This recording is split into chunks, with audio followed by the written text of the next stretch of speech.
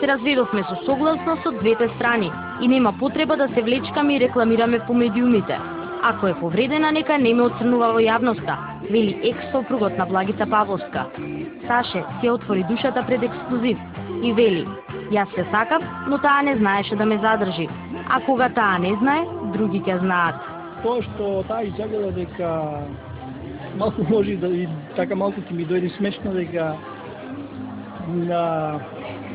дека не ми давала, не знам што не ми давала, тоа мислам дека морам да се насмеам, зашто таа кога веќе се одлучила да биде жена на 30 годишен маж, мислам треба да му овозможи тоа што тој го бара.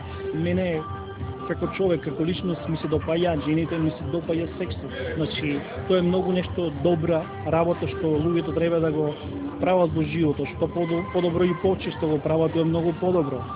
Кажувал дека јас сум сакал джип, сум сакал стан, мислам дека треба еднаш да прекинеме со јавноста за тие работи. Нормално дека јас сум 30 години, таа е малку поголема од мене, со едно 20 години, и мислам тоа добро си го знаеше дека тоа е ветеното од нејзин, и дека тоа јас сум го барал, и нормално е дека јас како млад човек дека би сакал да имам да отворам нешто, да работам со нешто. Многу сакам да бидам шармиран, да ме сакаат жените, али на дистанца, да знам, си имам баланс во животот и знам како треба.